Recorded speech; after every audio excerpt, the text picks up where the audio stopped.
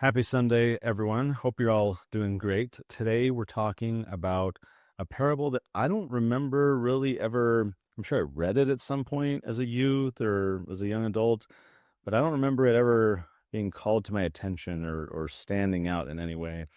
There's some significant implications with this parable for us in the latter days, us in the year 2025. So I want to get into that. This parable centers around the idea of a watchman on a tower. So sometimes it's called the parable of the nobleman. But this concept, the broader concept of a watchman on a tower, is something that is not only used in this parable. It's Isaiah mentions it a bunch of times, and Ezekiel, and some of these things we'll get into later to talk about some of their prophecies and warnings regarding the watchman on the tower. So this is like a term that's semi-regularly used in a scriptural context, and it's been used by church leaders as well, who themselves have referenced it in a number of general conference talks, the general term, the concept of being a watchman on the tower. Here's just a few. The scriptures speak of prophets as watchmen on the tower, who see the enemy while he is yet afar off, and who have beheld things which are not visible to the natural eye. For a seer hath the Lord raised up unto his people. As apostles of the Lord Jesus Christ, it is our duty to be watchmen on the tower, warning church members to beware of false prophets and false teachers who lie in wait to ensnare and destroy faith and testimony. Today we warn you that there are false prophets and false teachers arising, and if we're not careful, even those who are among the faithful members of the Church of Jesus Christ of Latter-day Saints will fall victim to their deception. Today we have again apostles, seers, and revelators who are watchmen on the tower, messengers of supernal healing truth. The spiritual discernment and inspiration you will receive from the combination of these three holy habits will enable you to stand as watchmen on the tower for your families, watching with all perseverance, to the blessing of your immediate family and your future posterity.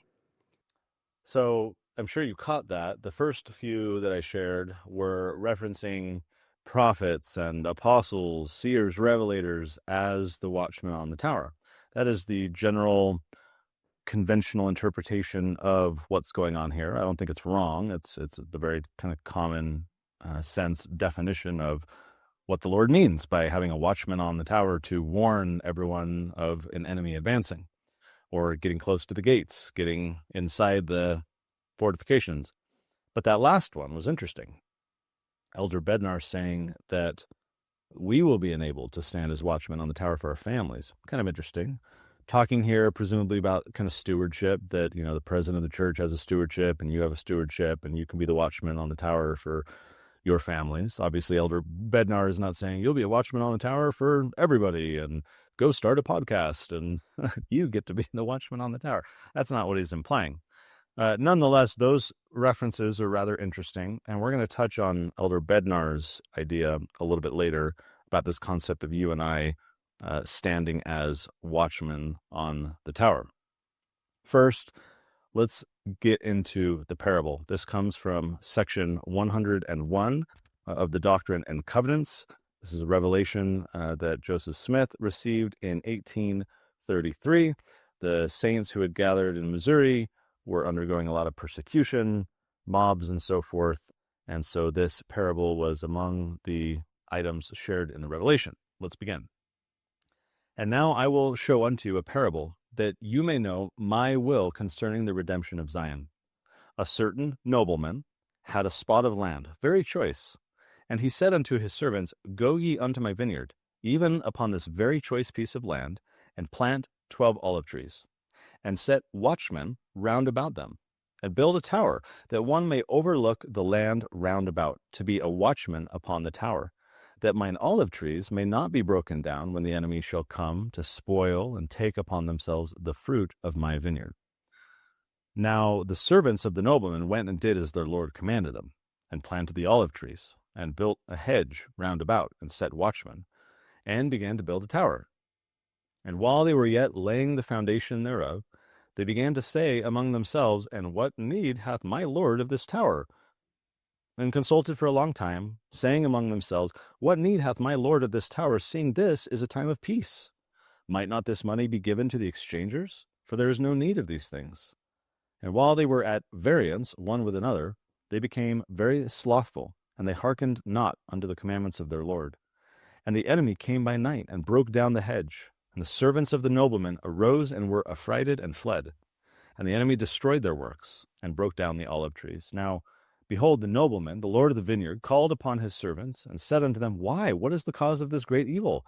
Ought ye not to have done even as I commanded you? And after ye had planted the vineyard, and built a hedge round about, and set watchmen upon the walls thereof, built the tower also, and set a watchman upon the tower, and watched for my vineyard, and not have fallen asleep, lest the enemy should come upon you? And behold, the watchman upon the tower would have seen the enemy, while he was yet afar off. And then ye could have made ready, and kept the enemy from breaking down the hedge thereof, and saved my vineyard from the hands of the destroyer. All right, there's a bit to unpack there. The first, perhaps, is that in this parable, there were lots of watchmen. This comes from verse 45, right? This idea that set watchmen, plural, around the olive trees. But then there's this tower where one can overlook the land round about. Now, again, conventional interpretation here is that you've got multiple apostles, 12 tribes, etc. And then you've got the one watchman on the tower, which is the prophet. And that's kind of the common definition of what this parable and this imagery means. But there's lots of watchmen. That's interesting, right? It's not just the one. Another observation here is that it says in verse 47, And while they were yet laying the foundation thereof, they began to say among themselves, What need hath my lord of this tower? So could that be likened unto the foundation of the church being set, and the basics and the offices and the court doctrines and all this stuff was being set, but then they consulted a long time, and there was variance in the ranks, and there was disputations, and why do we need to do this? It's a time of peace. We don't need to do that anymore, right? Like, that's kind of interesting. If we're going to liken this to ourselves, does this have relevance to the foundation being laid, but then after that came these problems and the towers are not being built and therefore used? Question. I don't know. We'll save that for later. Final one. This comes from verse 53. Right, when the nobleman's freaking out, he's like, What are you guys doing? Right? He's like, Shouldn't you have done what I commanded you, to build a tower and put a watchman on the tower, watch for my vineyard, and not have fallen asleep? I've been working, I think I've mentioned in past musing, on a book I'll do next year called Rise Up for Men of God, Rise Up, O Men of God. And recently, as I've been working on the book, I have been focusing on this idea of slumber. And that all throughout the scriptures, slumber really just means inaction. Because again and again, you have these prophet fathers, especially in the Book of Mormon, saying, Awake, awake and arise, awake and shake off the chains with which you're bound, awake and shake off the dust. And again, it's awake, awaken. Right? Moroni in Ether 8, when you see these secret combinations among you, you shall awaken to your awful situation. Wake up, right? And so the opposite of it, to slumber, is really inaction. This is the foolish virgins who were, falling asleep, waiting for because the bridegroom tarried, right? That's the concept. So it's inaction. When the nobleman is like, you should have done this, right? He's saying that appropriate actions were not taking place. Shouldn't you have not fallen asleep? This doesn't obviously mean literal falling asleep. It doesn't mean being asleep on the job, other than in the proverbial sense, like you're not doing your job. You are not producing the actions commensurate with your duties, what you're supposed to in this office. Now, there are, as I mentioned earlier, a number of instances in which leaders of the church mention the concept of watchman on the tower. And those references are scattered throughout the scriptures. And so the citations that leaders of the church use when talking about the watchman on the tower vary. Sometimes it's Isaiah, sometimes it's the D&C, Ezekiel, and so forth. And so I went to scriptures.byu.edu, which is a handy tool to figure out. You can look up by scripture and see all the General Conference talks where they've cited, that particular verse. So when you look up the parable of the nobleman in section 101 of the Doctrine and Covenants, you can see which leaders have been citing this parable in their talks. And there's a tiny handful in all of General Conference addresses over all time that mention this parable. It's like fewer than 10, as I recall. I didn't write the number down. And while there are lots of references to this broader idea of watchmen on the tower, and these leaders of the church themselves saying, we are watchmen on the tower, and self-adopting and applying that label, again, I think that's fine. That's the common definition of the term. Very few leaders, like almost none, have in their General Conference talk mentioned the verse where these watchmen fell asleep and they didn't build the tower because they were slothful and they were at variance one with another. And so all the references are like, yay, watchmen on the tower, great, great, great. Yay, we have watchmen, we have prophets, we have apostles, low here, low there. And it's this, this is why watchmen on the tower are important. Great. I'm not saying that's wrong. But like no one basically is highlighting the fact that this parable implies that certain watchmen were asleep on the job, that they were not acting appropriately, that they were not building the tower necessary to see the enemy and check its advance and warn the people. I know Sherry do like saying, oh, prophets see around corners, right? But that depends in large measure upon certainly the righteousness of the people, if we even merit prophecy, and if we've heeded past prophecy sufficient to have God decide to give us additional prophecy. But also, any number of other factors, including this concept of, do we have the right tower in place? Are we elevated to a position where we can see the enemy and then give the warning? Or are we fallen into slumber, like in the parable? I'm not saying that we have. I'm not advancing that as my thesis. It's a question. You could say, Connor, you're totally up in the night. You're totally wrong. You're apostate. You should get excommunicated. Say whatever you want to say, right? But if we're supposed to liken this parable unto ourselves, I think the opportune question is to entertain the idea that could it have relevance to our situation today? I'm going to go out on a limb and say it's probably relevant to our situation today. Otherwise, why would the Lord have given this parable? Now, there's a spectrum there. We can say we're doing this good or that bad, or we as a people or church leaders or whatever, right? Like we could debate that all day long. But the point is that the Lord gave us this parable for a reason. And hardly anyone is talking about the fact that the watchmen weren't doing their job and the enemy got in. And whatever it said, that broke down the olive trees, destroyed their works, right? Okay, like, let's at least talk about that so that we can mitigate it, right? And prevent that from happening. Maybe it hasn't happened at all. Maybe that's our position. Like, we've got time. This hasn't happened. So are we in a position where we have the watchman on the tower who's going to warn everyone so that we can all avoid the enemy? I'm going to give some examples. Well, let's go into that right now. I mean, I think of COVID. And, some people will be like, oh, he's, President Nelson said we'd started Come Follow Me. And then we started, teaching in the home and ministering and all these things. And that positioned us to be ready for the world shutting down during the pandemic. And it was an easy transition. And I'll say that may have very well been an inspired thing on the Lord's part. It could have also just been like happenstance and coincidence, but it could very much have been inspired by the Lord in preparation for this narrow point in time in which, churches were shut down or whatever.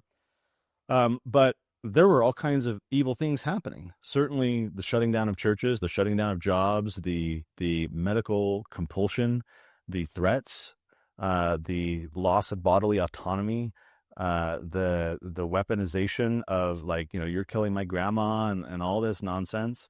And so not only did our leader of the church not warn of these things and say we need to stand resolute for freedom, for medical freedom, for bodily freedom, for religious freedom, we are going to continue to worship. We got a letter saying this is a literal godsend, it's safe and effective, you should all wear masks, you should all, get the vaccine, and thereby enabling many members of the church to weaponize that against fellow members who were deemed to be insufficiently compliant because they, present company included, chose differently.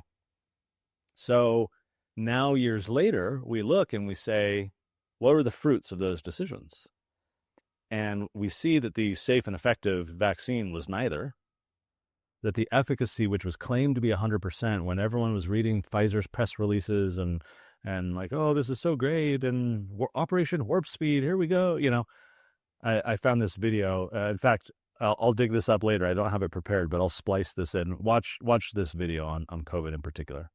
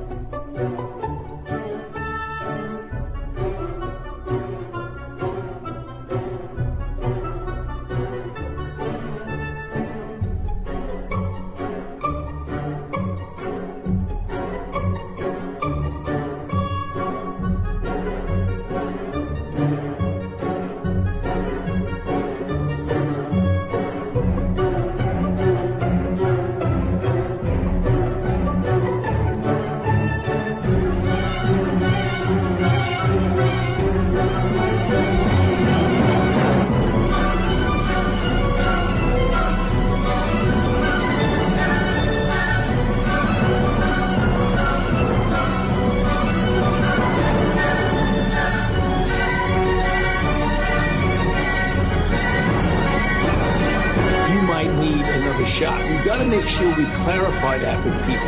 It has nothing to do whether or not it's effective. We know it's highly effective.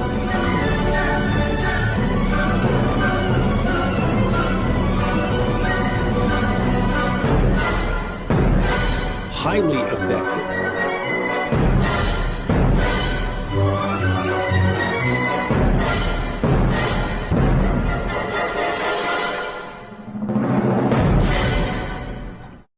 So it was claimed to be effective. People believed it was effective. And yet, over time, it was clearly shown to not be effective. Safety, same thing. Everyone claimed it was safe, and let's compel everyone to get it and shame everyone into getting it and fire you if you don't get it. And then lo and behold, we've got all these like crazy clots and heart failures, and all these people are like dropping dead that otherwise would be very healthy. So I look at that and I just wonder, what are the fruits of what happened back then? Did we have a watchman on the tower in that particular instance to warn people of the threats to religious freedom, to agency, to the fundamental freedoms underlying religious freedom, to property rights, right, to free association, the ability to congregate? I remember in Utah time, this is like a total tangent, but this memory just bubbled up. Was it Utah County or Salt Lake County? There was a county health department that right at the beginning of COVID, they sent out an order saying that no one may congregate in groups larger than 10, as I recall. And I read this thing when it got, I think I saw it on X, or I don't know where I saw it, but I sat and I laughed. I was like, you got LDS monogamous families that are larger than that. Now you're saying they can't gather together. You've got people, their mother-in-law is living with them, or they have a family who's poor that's renting their basement. You've got polygamous families who've got way more than that. So we reached out to the governor's office and we're like, this is ridiculous. And they put a clamp down on that and stopped that from happening. But like all this crazy tyranny was happening. And did we have a watchman sounding the warning voice saying the enemy is advancing? We need to defend these freedoms. We need to stand up for religious freedom. You had Elder Bednar after the fact, months later, talking to like a BYU legal forum, and he said, oh, we should, never let that happen again. Well, I agree, but like, where was the tower for someone to say, hey, this is about to happen, or even this is happening right at the outset, and then commenting on it and sounding the alarm in the thick of it? Instead, we kind of got the opposite. It was very much like, hey, be a good global citizen and do this and follow the recommendations of these highly corrupt, fully bought out, pharmaceutically oriented physicians. Okay, so, I mean, that one is just top of mind, right? As an example of where are the warnings? I think of some of the big threats that we face today. I'll just rattle a few off. Certainly there's fundamental stuff like pride. Wealth, right, is another big one. Secret combinations, which, again, Moroni, the Lord via Moroni says this will be happening. You need to prepare. You need to awaken. Okay, so that's a big issue today. War, the disintegration of the family, declining marriage rates, declining fertility rates. People aren't having kids as much anymore. The whole gender identity issue. Socialism, which is really just envy. Abortion. So many of these issues that are huge threats today. And often when I do these, I'll go gather data and I'll have some fancy charts or some stats to share with you about, how frequently have leaders of the church commented on secret combinations or commented on declining fertility rates, or like, I didn't do that in this case. I've had a busy week. So I'm just going to theorize, and I think I'm safe in doing so, that the number of general conference talks that we've gotten on these topics is extremely low, right? The abortion one I've done a musing on that in the past. You can go to sundaymusings.org and then choose abortion in the drop-down menu to find that one, where I do share some statistics and some data. And like almost no. I mean, there's a tiny few mentions, but like comparatively almost zero. And like, this is this horrible travesty, and it's secret murder, like the Book of Mormon warns about. And it's this just massive, massive problem. And we get a little sprinkling of references, but it's the same with these other things like gender identity, massive issue. And it's not just about gender or LGBT, whatever. It is about the war on truth, that people are being pressured into agreeing with things in conflict with what their eyes can see and their ears can hear, the things they know and can observe. And we are being unmoored, disconnected from observable, objective truth, reality. Doctrine and Covenants says truth is things as they really are, not as we want them to be, not as we wish they were, not as, oh, well, I was assigned male at birth, but now I'm going to choose to do it. No, right? There is a truth. It is not speaking your truth. It is just the truth. And so the gender identity issue is far bigger than just gender dysphoria and people swapping genders. It is, as a society, are we going to play along with the fantasies and delusions of these people who are playing pretend, and thereby weaken our own connection to truth, which has far broader implications that spread out beyond just this topic? Right? I see that as a massive threat, a present threat that is infecting today's youth. Same thing with the abortion issue. In that past musing, I shared how young Latter-day Saints are like very much higher pro-choice than their, boomer and Gen X peers, counterparts. And so the young people are just getting saturated by these ideas. Where's the watchman on the tower to sound the warning voice, to say that is wrong, that is bad, knock that off, we don't stand for that, here's what we believe? The proclamation on the family, which, I mean, we're like 2 weeks away from the 30th anniversary. In fact, I'll do a musing just on that for the 30th anniversary coming up.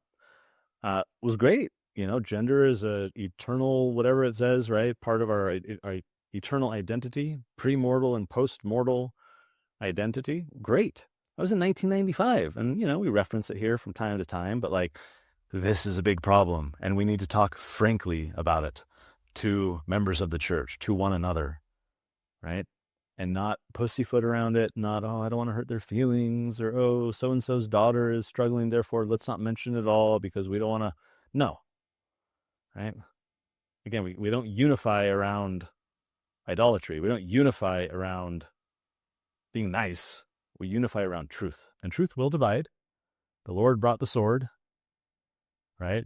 Think not that I'm come to bring peace, but a sword. The truth divides. The guilty taketh the truth to be hard, for it cutteth them to the very center, etc., etc. The truth is the imperative. That is why I think the watchman on the tower is needed to say, there is a threat. It is approaching. Here is what that threat is. Get prepared. Here's how to check its advance. And I believe that General Conference is like the bare minimum, I would think, for what I envision a watchman on the tower. General Conference is a very, what's the right way to say this? I was going to say it's a sanitized product, and that sounds horrible. What I mean by that is it's very scripted, right? These folks go in who are speaking, and they go into in the church office building, they have like a pretend conference center pulpit, and you go rehearse, and you get feedback from the AV team that, you got to cut that down because we won't have enough time, and you practice with the teleprompters. It's like a theatrical production. That doesn't mean that the teachings in it aren't valid or good or anything like that, right? But it's like, hey, we're speaking to the entire world. This is going to be translated into all these languages, right? And it's like this bombardment of 2, 4, 8, 10 hours of conference addresses, just machine gun. I would think, this is just Connor's total musing, that what I would want to see in the role of a watchman on the tower is, sure, that use the bully pulpit of General Conference to speak directly on something, right? I mean, Elder Anderson did a talk on abortion in the past conference. I think it was strong enough to piss off all the lefties, but let's just say from secondhand not direct because that's not secondhand, but from a very reliable secondhand source who was speaking with Elder Anderson about this topic in preparation for his talk, there was much left on the cutting room floor that was edited out. The talk could have been a lot stronger, but it was great that it happened. It was a tiny little anomaly in a long track of often not talking about, but it was great that it happened. I'm glad that he talked about it. But I think the General Conference should be the baseline. Imagine when there's a big statistic that comes out, a big controversy, a rally, a court ruling, and let's just stick with the abortion topic, for example. Well, what if the church engaged in the discussion at that moment in an acute way, right? Tailored to a current event where everyone's attention in society is focused on something. Not, hey, society's focused over here, and the Mormons are going to go meet and talk for 10 hours, and there's just going to be this barrage of messages, and, inevitably one like the abortion one will stand out and get, a Salt Lake Tribune article, and that's about it. But it's like how companies will release bad news on a Friday afternoon, right? Because everyone's checked out, they're going home. Like, if you're in PR, that Friday afternoon is when you release your bad news. Because it's the weekend, people aren't paying attention, and you hope that by Monday everyone's moved on and you can say, hey, we went public with it, or hey, that was, but like, washed our hands of it, no big deal, move on. So talking about these topics in General Conference perhaps could be akin to that it's in this sea of 10 hours of content where we'll talk about this or talk about that.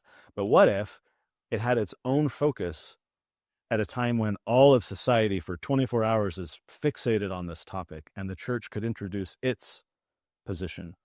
The president of the church could teach our doctrine, could stand up, could engage in the debate. Now, there's probably valid reasons why not to do this. I haven't taken a lot of time to kind of think through the upsides and downsides. But in my mind, if and we're about to get into this, if part of this is not only to be a watchman to warn God's people, inside the gates, inside the fortress, but also to warn the wicked, to put the wicked on notice, to preach repentance, to rebuke the wicked, right? That doesn't seem to be satisfied entirely by talking in general conference and having it be lost in a bunch of messages that no one's hearing. But if we engage in a current event type debate, and if there was a video recorded or a press release issued or an op-ed written or whatever, this could take a number of forms, right? That would be an opportunity to bring a lot of attention to these ideas, not only to our people, and show them how we engage in these discussions and how we apply our doctrines to current events and engage civically and whatever with all these other people. That would be a great instructive lesson. But then also it would be an opportunity to talk to people not of our faith who aren't going to watch 10 hours of content or go to the website or read the Liahona or whatever. But they are going to be scrolling on X, or they are going to read the news where, President whoever was quoted as saying whatever. Total musing, total thought, random thought. But I wonder, what would that look like? And would that be a more effective watchman on the tower to engage in these things, abortion, the conversation about declining fertility, declining marriage, secret combinations, war? I mean, I've shared before the time when President then Elder Nelson in General Conference gave a talk on war. It was a great talk about the golden rule and renouncing war and proclaiming peace.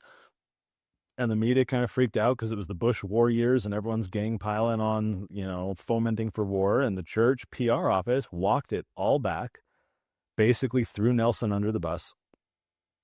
And then there was a unsigned editorial in the Deseret News 2 days later that's like, well, yep, guess we got to go to war because Americans knew sooner or later they need to go fight Saddam Hussein, and maybe this time is it. Total opposite of what Nelson said, total opposite of what the scriptures say, what Jesus said, and the church completely fumbled that. So I've shared that before in my books and on the musings. The point is that those are the moments when we should lean in, I think, when we should engage, when we should advance our ideas, when we should be part of the conversation. And not just in this compartmentalized, theatrical thing, talk amongst ourselves and think that other people are hearing us when very, very, very, very, very few of them are. So I wonder about that. I'd love to get your pushback, your thoughts. Am I up in the night? Is there room for that? What would that be like? But as I think about the watchman on the tower, it's someone pointing and saying, threat, beware, the enemy. Here's what he's wearing. Here's what they look like. Here's how they're armed, and informing everyone in the fortress or whatever of who the enemy is, how he's advancing, how they're armed, all that kind of stuff. So just a total thought. Let's get into Isaiah. This comes from chapter 56, and this is where I'm going to lose some of you, if I haven't already. Because this compels us, I think, this invites us to ask provocative questions that are very uncomfortable to how we've been raised up in our church culture. Let's read just a few verses from chapter 56. All ye beasts of the field, come to devour, yea, all ye beasts in the forest. His watchmen are blind. They are all ignorant. They are all dumb dogs. They cannot bark. Sleeping, lying down, loving to slumber. Yea, they are greedy dogs, which can never have enough. And they are shepherds that cannot understand. They all look to their own way, everyone for his gain from his quarter. Come ye, say they, I will fetch wine, and we will fill ourselves with strong drink. And tomorrow shall be as this day, and much more abundant. Okay. One could argue that Isaiah was talking about, let's say, the great apostasy. That the watchmen are blind. This is the after the 12 apostles are killed and they're replacing them pretty soon. They're talking about creeds and fathers and all these things that evolve sort of into the Catholic Church. And okay, so yeah, the watchmen are blind, like a great apostasy. And yet, I am no Isaiah scholar. I am an Isaiah noob, and an admitted Isaiah noob. But I've read enough of these chapters and studied enough to know that the two things, the real focus is the end times, the latter days, but also that much of Isaiah has these, there's a term for it, I don't remember, but like these dual prophecies, like these echoes that have more than one application. So it could be true that he foresaw and prophesied of a post-Christ falling away, of Watchmen becoming blind, and also a warning about the latter days.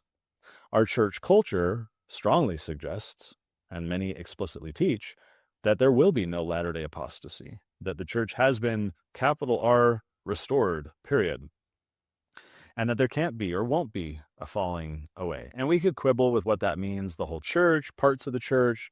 Obviously, we would all agree there's wheat and tares, there's foolish and wise virgins, and so maybe the church as a whole somehow won't apostatize, but maybe a strong majority of its members will, maybe a lot of its leadership, like, who knows, right? But I did a musing about a year ago called Has Modern Revelation Stopped? And in there I went through, when was the last time that we got a revelation? And I looked at things like the official declaration, right? The blacks in the priesthood and the polygamy and Joseph, was it the F. Smith, the vision of the redemption of the dead in section 138 and all these things. So again, you can go to sundaymusings.org, probably filter for like prophecy or something, or just scroll down a bunch and look for that. It's called Has Modern Revelation Stopped? Or you could just search on YouTube, Has Modern Revelation Stopped, Connor Boyack, and you'll find that one. Actually, I'll do you a solid. I will link it in this show notes. So I'll add that to the show notes so you can quickly get reference to that if you haven't seen it.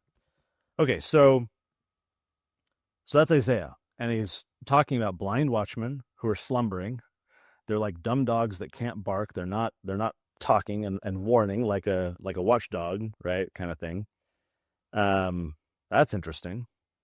Does that have relevance today? Maybe not. Maybe your point is like, absolutely not. We have prophets and we can never go wrong. Follow the prophet, TM, trademark, crush your water bottles, all the things. We'll be completely safe. All is well in Zion as long as we just follow the prophet to become good global citizens or whatever, right? Fine. That's fine. A lot of people have that sentiment that I very unfairly characterized right there. But my contention and belief is that it is entirely possible for all of us to apostatize. Again, that's a spectrum. That can mean all kinds of things. It doesn't necessarily mean full apostasy. But the pattern throughout scriptures over and over again is that God's people, they abandon their faith incrementally and in a way where they don't think they're actually doing that. They delude themselves into thinking they're more righteous than they are. And we end up getting blind watchmen, and the blind lead the blind, and they both fall into the ditch, as it says in the Bible. Okay, let's go to Ezekiel 33 for a similar example.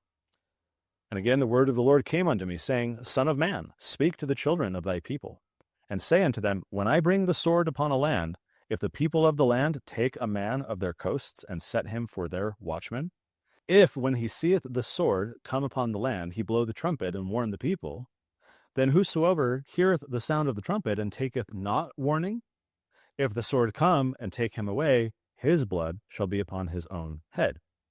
He heard the sound of the trumpet and took not warning, his blood shall be upon him. But he that taketh warning shall deliver his soul. But if the watchman see the sword come and blow not the trumpet, and the people be not warned, if the sword come and take any person from among them, he is taken away in his iniquity, but his blood will I require at the watchman's hand. That's interesting. So here, instead of watchman on a tower, you got a watchman blowing a trumpet, trying to signal to everyone like, hey, there's an enemy. And if you fail to do that, the blood of all these people is on you, the watchman, because you were supposed to, sound the warning cry. Let's go to chapter 3, still in Ezekiel. Here's where we get the concept of watchman warning the wicked, not just the righteous and saying, beware the enemy, but warning the wicked. Verse 17, Son of man, I have made thee a watchman unto the house of Israel. Therefore hear the word at my mouth, and give them warning from me. When I say unto the wicked, thou shalt surely die, and thou givest him not warning, nor speakest to warn the wicked from his wicked way to save his life, the same wicked man shall die in his iniquity, but his blood will I require at thine hand.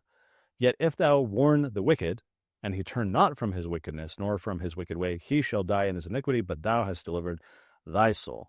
So, interesting, right? Preach repentance, rebuke evil, point out what's wrong. You need to stop that.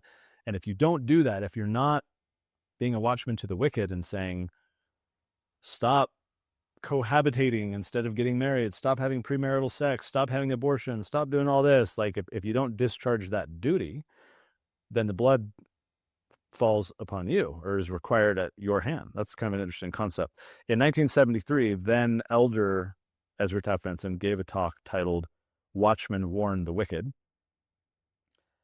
And it's kind of interesting. In this talk, one of my takeaways was it implies, well, let's read the quote and then I'll share my thought. He says in the talk that we live in an age of appeasement, the sacrificing of principle. This was 1973.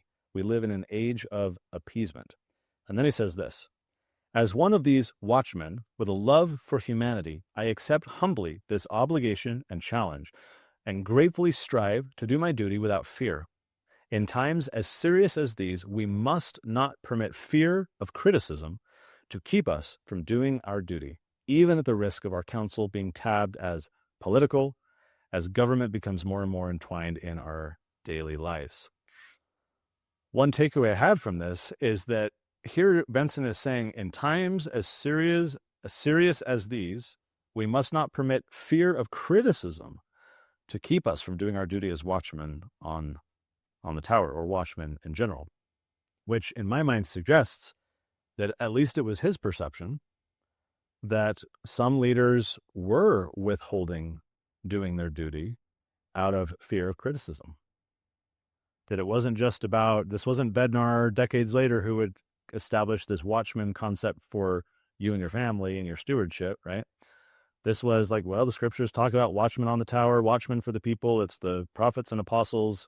And so if here Elder Benson is saying we must not permit fear of criticism to keep us from doing our duty, I have to read between those lines and think that that is a veiled commentary about his perception, at least, about some, however many, some of his peers, who themselves ought to be watchmen, but Benson's take, having interacted closely with these individuals and being in private meetings and having conversations, is that some of them were permitting fear of criticism to deprive them of discharging their duty. They were therefore slumbering, inaction. They were asleep. Kind of interesting. So Isaiah, Ezekiel, this concept that there's accountability on the part of the watchmen if they fail to do their duty, and that at some future point, I would argue, the watchmen will be blind. They don't bark. They love to slumber. Does that have any bearing on the current leadership of the Church of Jesus Christ of Latter-day Saints? I leave that to you. I have my thoughts. But I think there's great benefit in us at least entertaining the question and likening the scriptures to us. Our answer could be, nope, we're good. All is well. But then I review that list of all these threats and I look around, I'm like, it's hardly being talked about. Some of these aren't being talked about at all in general conference. We're not engaging in the public conversations outside of that very narrow context of primarily talking to members. And at least in like the COVID example, or as one example, or like the war example, where the church PR team walked back Elder Nelson's remarks, like in some cases, I think we're doing it wrong. And we're doing the opposite of warning. We're tamping down those who are trying to speak up and trying to do the warning. And perhaps, as Elder Benson at the time said, it's because of fear of criticism. Certainly that was the case in the war example. It was because the church got criticized so much that the PR team walked it back and did damage control. That was absolute fear of criticism, 100%. It could be that way and that reason for other situations as well. Okay, let's wrap up. So I think Elder Bednar brings up an interesting point that you can be a watchman on the tower for your family. And that's why I think conversations like this, reflecting on the scriptures, reading more deeply, entertaining the Isaiahs and the Ezekiels and the Nephis and all these people talking about our day and maybe indicting us for our own apostasy, even though we think that, yay, the church has been restored, therefore I can take it easy and just follow the prophet and be okay, right? But then you read the scriptures with sincere intent and you realize, oh my gosh, like we could be guilty of the very same things that past peoples fall prey to. I'll talk in a few weeks, I think, and I'm musing about my forthcoming book, The Slow Stain. And one of the, Lessons from the Past, Warnings for Today is the subtitle. And one of the things that surprised me the most in doing the research was digging in to find quotes, mentions, references to a lot of these issues that are staining us, the idolatry and the apostasy of our day, issues that our kids and we are dealing with. And looking around to say, okay, what have church leaders said on this? Where are the warnings on the tower? And I was shocked at how few I could even classify as such. And that made me reflect, like, what does that mean? Does that mean Isaiah was accurate and that's what's going on? Does it mean that we're still condemned like we have been since the beginning as a church because we've treated lightly the things that we've received? And that we would remain condemned? What is the section? I always forget the section number, 84, something like that. That we would remain condemned until we repent and remember the new covenant, even the Book of Mormon, not only to say, but to do according to that which is written, to not just talk the talk and show up on Sunday and do the superficial checklist, but actually change our behavior, actually wake up and have actions commensurate with our duty. So I think Elder Bednar is right. We can be and ought to be watchmen in our spheres of influence and authority, which he said was the family. But I would take it a step further, right? D&C 88 says, it becometh every man who hath been warned to warn his neighbor.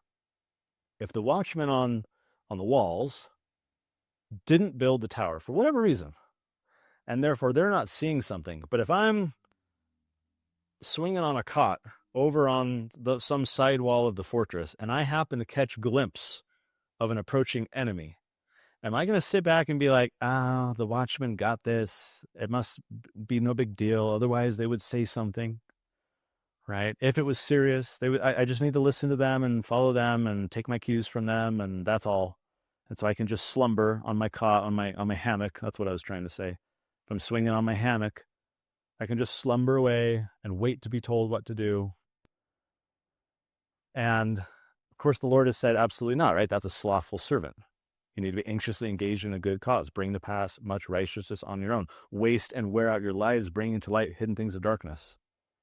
It becometh every man who hath been warned to warn his neighbor. If I'm warned, either from someone else, like a watchman, or if I have direct visual confirmation on my own, if I see clear and present danger happening, if I see the slow stain of the world encroaching into families, into the church community, then the Lord has said, it becometh every man who hath been warned to warn his neighbor. We all have, I think, a collective obligation to be watchmen and to be on guard, especially if Isaiah is right and those verses are at all relevant to our day, and the parable of the nobleman given to Joseph Smith, which is certainly post Christ falling away, great apostasy. This is a modern revelation where the Lord is saying, here's these watchmen who fall asleep and then the enemy advances. Like, that has bearing in some degree to what we're dealing with today. Otherwise, he wouldn't have shared it. So what does that mean? And if in fact that's applicable in any measure to our situation today, and leaders of the church are not, like, there isn't a tower, or there is a tower, but they're not doing their post, their duty or whatever, I would argue then it's all the more imperative that there be a kind of decentralized network of observers trying to, granted, I don't have authority. I'm just a guy swinging on a hammock. But if I see the enemy advancing, why wouldn't I shout? Why wouldn't I raise a warning signal? Maybe a lot of people won't listen to me because I'm just a random guy swinging on a hammock. But like, maybe I can help 4 people who otherwise would have been destroyed by the enemy, right? So why wouldn't I speak out? Why wouldn't I point to things that I think are clear problems for our spiritual state? Again, I'm not the watchman to declare it to the whole tower and say, follow me, and here's what we should do. It's just a guy swinging on a hammock being like, hey, do you guys see this? This is a problem. This enemy is advancing. Maybe we ought to do something about that. Whatever the watchmen are doing and whether there's a tower or not, we have an obligation, I think, to be a watchman ourselves. So those are my thoughts. I'd love to get yours. Share in the comments. Where am I off? Where did I land well in your view? Do you have other opinions, examples of where you feel like maybe there ought to be more watchman warning situations with pressing issues in our society that we're not hearing about, or some that we are? I would love, what are the issues where you feel like the warning cries are going really well? I'd love to hear in the comments. I'll see you guys there, and I will see you next Sunday.